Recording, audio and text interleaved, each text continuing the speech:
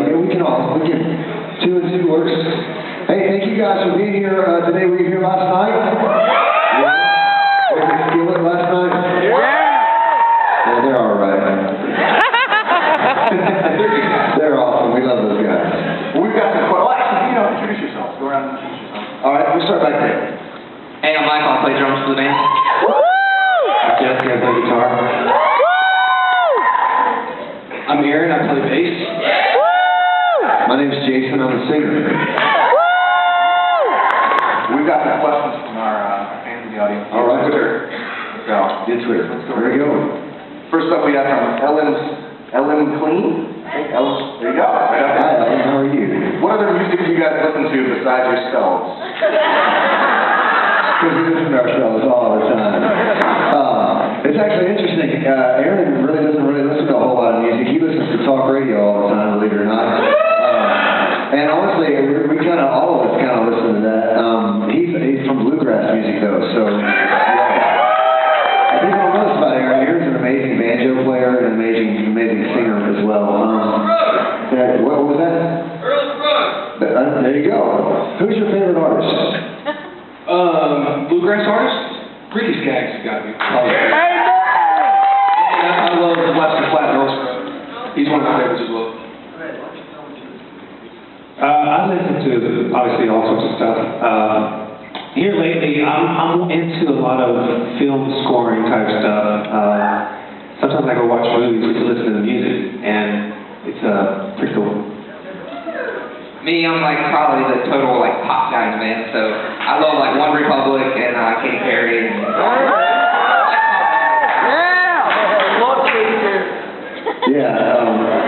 But that comes in handy though when we're writing songs. If it doesn't hook Michael immediately, then it's out. We don't put it on the record, you know? It's like you got 10 seconds to get to the hook, Jason, or else it's no good, you know? And I guess for me, it would be similar. It's kind of a little bit of everything. But my son, actually, he's 10 years old, and he's like this big-time music buff. He was the guy that introduced me to Imagine Dragons and stuff like that, you know? So my son's a rock star. Wait and see here in about I guess 5-10 years, he'll be playing drums for somebody and killing it. He's a little rock star. He shows me all the new music before I even know about it. I believe it. Here you go. Speaking of pop music, this just came to mind. Is it a little awkward having a song titled Wrecking Balls? Wait, I'm going to tell you a story about that. It's fun. I appreciate you saying that. Thank you. We wrote this song, and it was not called Wrecking Ball at all.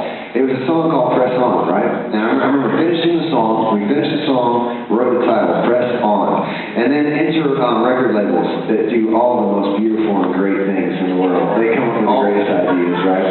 Our record label goes, there's a possibility that there's going to be a song in the Christian market release called Press On. So we need to change the name of the song to Wrecking Ball.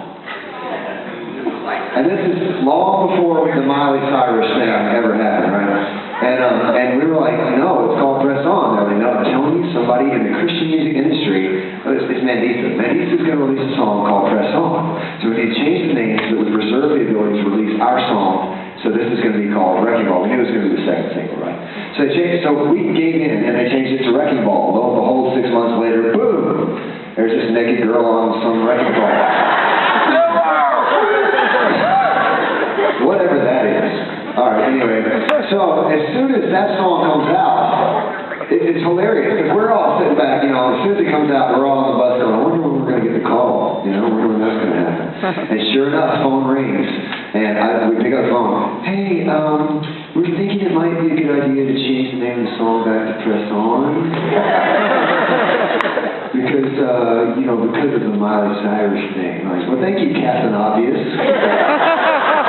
Yeah, so the song, and then Lisa never released her version of Press On, and she, in fact, the last time we played a show with her, she's like, well, when we were together, I'm singing Press On with you guys, because on our song, Press On, it has Blanca, who used to be in a group called Group One Crew, right? And so it's the next radio single that's going out this month, we'll be playing it tonight, and it's going to be called Press On, which is what we originally wanted. Thank you very much.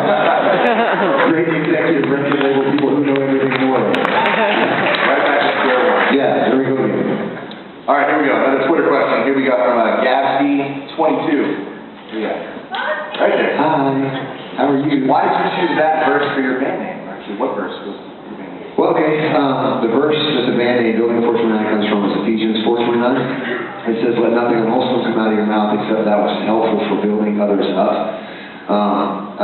And I think actually my wife says that everything good in my life comes from her, and it really does. She's like the smart one in our relationship, you know, and she's the one that came up with, we were searching for band names, and we had all these horrible band names. They were just atrocious, like Fence Post or something like that, you know. And then we kind of realized that maybe we have to figure out is a way to have a name that's not already taken on the web, right? So www.fencepost, it's taken, can't take that one. And my wife said, well, you should do something to do with this 429 verse, right? And because her youth group had done this challenge called the 429 Challenge, which was like, if anybody say anything negative, they would say 429 and remind them, hey, don't be about that. We have to be encouragers. And honestly, as a body of believers, man, we spend a whole lot of time talking about negative stuff. We really do.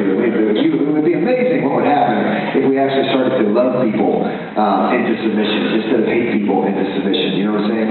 And so anyway, the name, we picked up Building 429, and of course, I got to tell you another record label story. All right, this is awesome. Our record label, we signed our record deal back in 2000 something, and our first record release went out, and we were so excited. Our first song was a song called Glory to Find, and it went out, and it was on the radio, and we were like, yes, we're doing great. And they said, we got an end cap at every Walmart in America for you guys. End cap at every Walmart in America. We're like, oh wow, like we're big stuff, all right. So the record release day came as a Tuesday night, at midnight they're supposed to have the record out on the end cap, right? So I walk into the Walmarts in Nashville, Tennessee, and he walks into the one in North Carolina. And I get to the end cap, and my jaw, I'm like looking at what in the world? On our end cap was this massive picture of us with a huge name, Building 459. So I picked up my phone, I called Michael, and said, hey, Michael, have you got to the end cap yet? He said, mine says Building 459. Every Walmart in America had Building 459 on our first record. Record labels know everything. They do.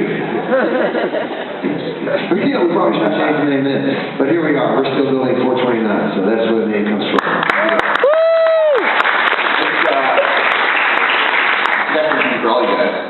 From Shix 511. I.E. Jason, stop talking.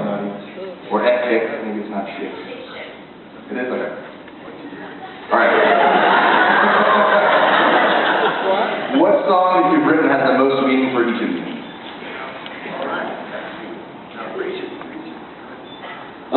You know, there's a song on our new record called Blameless, and it is my absolute most favorite song on the record because I feel like it's for myself personally, but you know, just as Christians, we have a tendency to, our past has a lot to do with the way we view God, the way we view the things that He has for us to do. A lot of times we struggle with not feeling worthy, not feeling like we're good enough, not feeling like we're righteous because of our past. But you know, the lyrics of the song talk about how God has made sin nameless, and because of that, we're made blameless. And so it's literally about, you know, we take on God's righteousness. And I know, you know, for a lot of times as artists and as musicians and ministers, you stand on stage and you sing, you play, and you see all of these people in an arena and you think, man, God, why am I doing this? I don't even deserve to be standing on stage. I don't deserve to be in front of all these people. If all these people knew my past, if all these people knew the things I struggle with in my mind, they would not want me to be here, you know? And it's just a song's reassurance of God has us here. God has placed me and placed us here for a reason. And it's because that He's made us righteous. It's because of His blood that He has called us to do this. And it's not on ourselves. We need Him in order to even do it. So I love the song. And hopefully, maybe someday it'll be on the radio. I don't know if it will or not, but it's just a great song.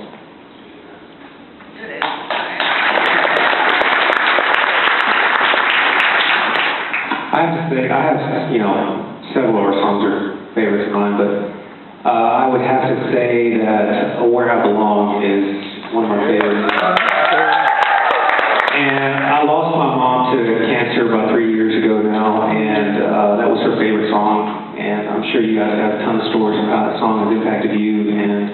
it's impacted me in the same way. And so every time I play that song, every night, I mean, there's in the night that goes by that I don't think about it when I play it. So. All right, I'm gonna go total opposite. I like a song called "Press On" our song a lot because basically it's just like it's got a really cool beat to it. It's kind of got a beachy feel to it. I live at the beach, so that whole song is kind of like my vibe of music. So that's my favorite one. All right, so I'll go a different way. There's a song on our record called Bonfire, and it's by far probably my favorite song because actually all four of us kind of embody that song. Like our parents tell all these crazy stories about who we were when we were kids, and you never believe it's actually true, right? You're like, come on, man, I didn't do that. And until I had my own son, did I start figuring out my mom wasn't lying, right? And my own daughter, and finding out, wow, I had to have been crazy mischievous. It's kind of cool how God's taken that stubborn streak that was in all four of us, and He's used it for His glory. And in that, we've been doing this now far longer than a lot of people ever thought we would be able to be doing this. It's mostly because God has taken that stubborn streak and He's turned it into this willingness to not lay down, to not quit for the sake of the gospel, to keep fighting. And Bonfire, it talks about what my mom used to say about me, and I get to talk about my mom, which makes my mom think it's the coolest thing in the world, right? She's like headbanging in the front row when we play this song. So yeah, Bonfire is my favorite. Very cool. Awesome. This way, they split our North Carolina people down the middle. We're the North Carolina fans at. Comes from Josh Mack 82. Duke or USC?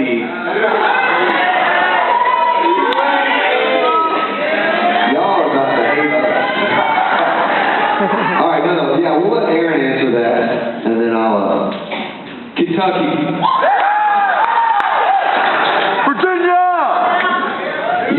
UK added D to me, and you got it. Duke, ladies and gentlemen, Duke, I'm sorry.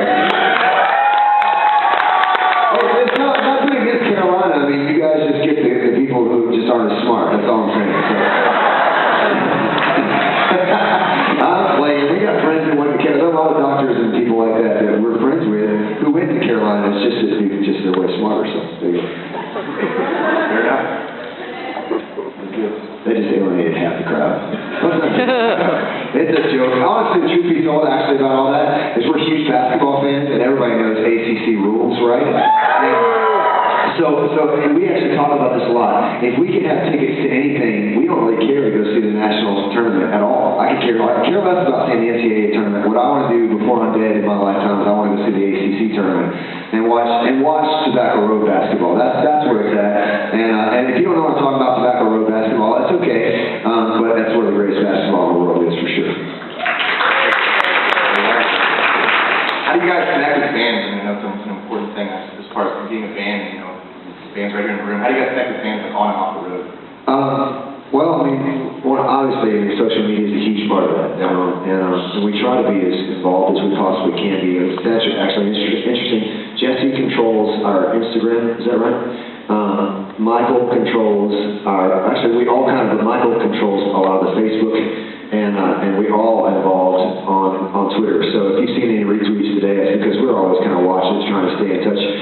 We do a lot of live stream stuff. We actually do live stream, talk back and forth, and then on top of that, we've also on our last two records, we've also had our fans sing on our records, which has been really cool. That'll be something we'll carry out again on the next record, and it's really cool to watch people drive all the way. I mean, people come in from all over the country to be with us at a church, and then we show them all these new songs, and they sing along with us. And so when you hear songs like Bonfire, you can actually hear them on the record singing the song with us. And there's nothing cooler in the world than to have people be a part of what you do. We talk about this a lot. For us, we're not really here to play a show for you to look at us and clap at us. We're here to kind of come to, I guess in a lot of ways, we have tonight 8,000 people, something like that, right? And our goal is to somehow connect with every single person and have every person join into the art of the act of worship, right? In some way, some form, some fashion. And if worship is a life lived, then it also means that not only just your voice, but your body. I mean, if you're dancing before the Lord, that's worship, you know? And so we count it as a true privilege, more than anything, every single time we walk on stage to see people all around us. And it's funny, people often ask, like, what are you looking at when you walk on stage? You watch the people in front? Well, yeah, for a little bit. But we care just as much about the people that are at the top of the arena as we will ever care about the people that are right in front of us. Because the only way that we can tell that we're really having impact, I think we say this a lot of times the front, they're just going to feel the energy of the show, right? What really measures the impact of the show is, did that show go all the way to the top and all the way around, and was every single person in the arena worshiping? And I think that that's something that maybe we just feel very passionate about, that we engage everybody where they are. That may be a rock song, it may be a worship song. Ultimately, we're hoping that everybody will kind of join in the act of worshiping God, because that drops barriers, man. There's suddenly, we'll talk about this tonight in the show, so I'm going to shut up and talk for days, but for us, the act of worship is the point. That's why we do what we do. I mean, rock and roll and pyro and cryo and all those things, those are just the means to get to the end, to where people will truly let go of their surroundings, not care what everybody thinks, and worship Jesus.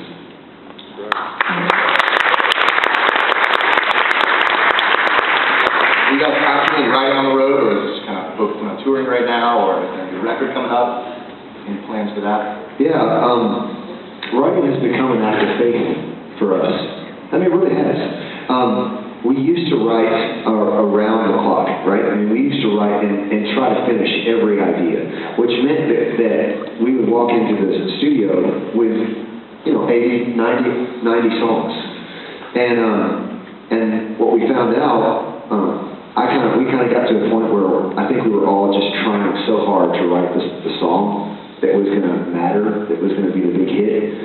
And so on our last record, which was a record called Listen to the Sound, it was the first time that by faith we really just trusted the Lord in songwriting.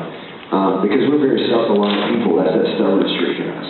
But when it came time to make the record, we had 3 months, and we literally wrote 15 songs, 16 songs, and 10 of them made the record. And they were the best 10 songs, in my opinion, that we had ever written to that point. Mostly because we had stored up all this creative energy, and we had really said, God, we trust you, even in the art of songwriting. We're going to trust that you're going to give us the songs when you want us to have the songs. And on this last record, We Won't Be Shaken, was the exact same thing. I did not write at all. My phone is full of one-line ideas, and maybe a hook or something like that, and then I'll take that in and try and write the songs with it. And so, like Bonfire, if I was going to be a fan, I want to light a bonfire. That's all I had, and we walked in and wrote a whole song around that. We Won't Be Shaken, whatever tomorrow brings.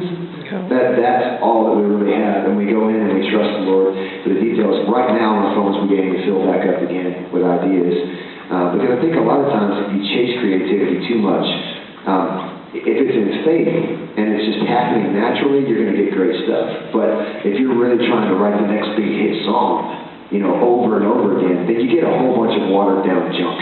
Yeah. And I think that's just been where we've kind of landed, and I think that's why our last 2 records have been the best of our career. Let's switch it up a little bit here. Do you guys have any, obviously you're musically talented, you guys, whether it's singing or playing instruments, do you have any hidden talents or unexpected talents that we may not know about? Mr. Survival. Yeah. Oh, let me tell, I'll talk to Sharon. I'll talk to you. All right. Aaron Branch, if the end of the world happened, right? All water was gone, all food was gone, and there was no transportation, no electricity. You want to move and live with Aaron Branch, all right? He had, acres upon acres in Indiana and Kentucky. He is the great-great-great-grandson, 4 greats, of Daniel Boone.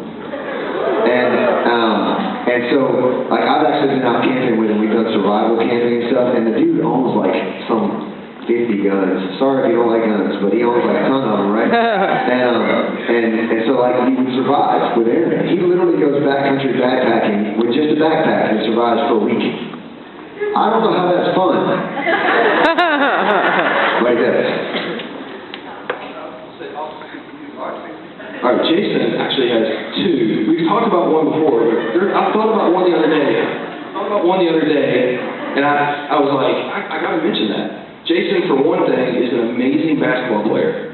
I'm talking about, he plays basketball like he's 19 years old. Okay, I played college basketball a long time ago, and I played like I played a long time ago. He plays like he's still in college and high school. He can jump, shoot, everything. You can't beat him. Also, he builds furniture, like an amazing carpenter. Yeah, he builds, he's going to build a desk for his son, and he likes to build furniture, and it's great furniture. It's really cool. He does a good job. Michael is a surfer, and he fishes. I mean, dude, he made me so mad, too. Like, I'll go home, and all of a sudden, like, he'll send me this picture of, like, all these fish and him on this boat out in the ocean. I'm, like, toiling away, you know, and he's, like, Mr. Fisherman. So you go out, he lives very near the Outer Banks of North Carolina, okay?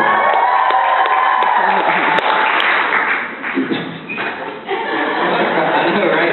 No, I love to go deep sea fishing, so I have a boat, and, I'll go out. I'm trying to go out too far by myself. I'll go a few miles offshore by myself, but my uncle and I will go like 10, 15, 20 miles out and catch king mackerel and dolphin. That's what I like to do. And I surf too, but I'm not very good at that. I would say for me, well, I was going to say a lot of people don't know this, but in my former life, I was somewhat of a handyman, and so I could basically fix anything in the house, and so I guess that was a little secret talent. Jesse, he's being modest. Jesse he's built a lot of the props and stuff that we've had at times in our careers, and like when our bus breaks down, he's one of the guys that figures out how to fix it. It's really cool. And then on top of that, he's also not talking about, he's got an amazing knack at art. Like, he can draw and paint these amazing pictures and paintings and stuff. He's probably, I'd say, the artist of the group for sure. And he's even got a side project you guys need to check out if you like music that's like, movie type music and ethereal music. He's got a side project called Heroes of Silence. And it's amazing. You guys got to check it out. It's like, his creative brain is unbelievable. So God forbid this doesn't work out as a band. Well, he's already got a side thing going on. So he's working his way out. Oh, yeah, that's right. Yeah. He's amazing. Like, I play piano enough to write songs. Jesse is ridiculous on the piano.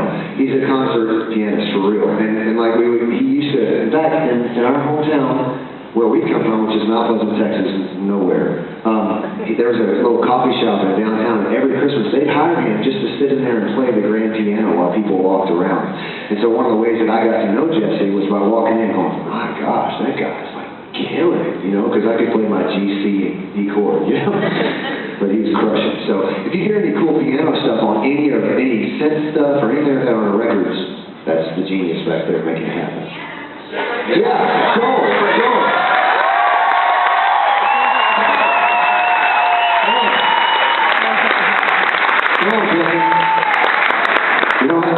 Nice job. We get him to play like, well, the weather outside is frightful.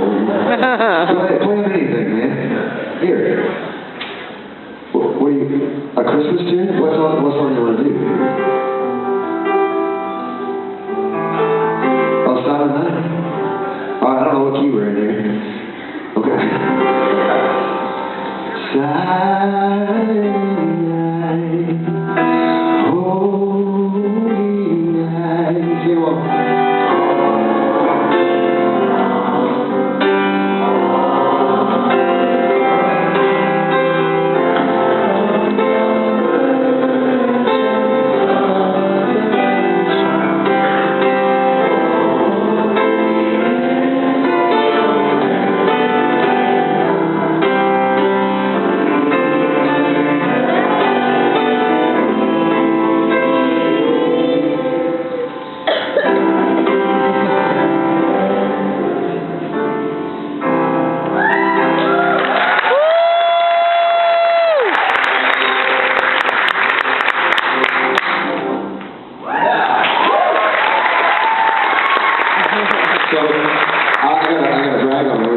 tour in Canada with our friend Todd Nelson, and we stopped for a few days. We were having a Christmas party at Dan's house. Dan, he's the bass player from Hot Nelson. He's like super cool dude, and he had upright bass. And literally, we sat around like at the end of the night after the show was over. He played upright bass, I played acoustic, and he played piano. And Hot Nelson and Building 429 just sang Christmas carols together. It's one of the greatest, like seriously, one of the greatest nights. It was awesome. Snow outside, like 3 feet. It was terrible. That was cold. The party was good. Good, very good. Well, what can we expect from your performance? What are we looking at? Well, we do have surprises for the people tonight. Yeah. How many of you have seen our show before? Raise your hand. Yeah. Okay, so how many of you have seen our show in the last year? That's awesome. That's good. All right, how many of you guys have not, the people who have seen us have not seen us in like, I don't know, 3 years? Raise your hand. Okay, good. Cool. Well, you guys, actually all of you are kind of in for a surprise. We feel like, we were just talking about this with the Audio A guys. We were just talking about how we feel like God's given us a special window where, songs are impacting people. So we're kind of pushing the limits. So tonight we're going to push the limits a little bit. We're going to invite everybody to be involved. We're going to play most of the songs that you know from us. In fact, I guess all the songs that people know from us. And we're going to blow the roof off the place. And that's part of the job. We don't get heavy if people don't get all excited and have a good time. So we're going to do that. And we just, man, we invite you from the downbeat of the show, man. Just get involved, have a great time, dance. I mean, who cares what anybody else thinks? Man, life is too short to be standing out there like this.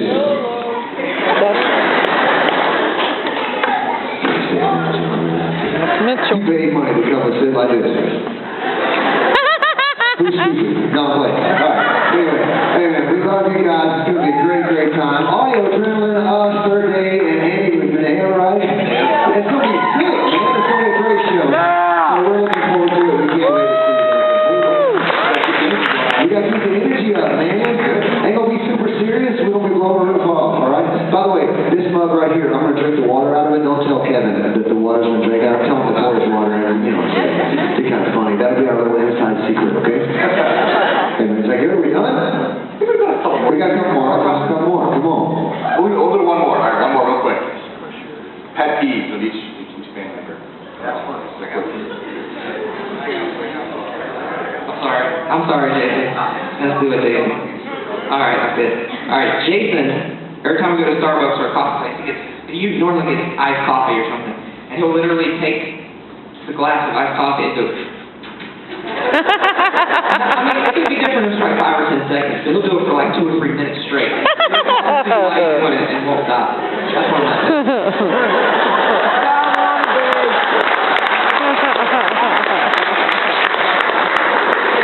I've got one on Aaron. Now, I'll preface by saying, well, there's many, but the one I'll preface by saying I love this guy to death. I love all of these guys to death. They're like my brothers. Aaron has a weird habit of, like, just hanging out with trying to hang out with everybody. Like, we call him the hovercraft.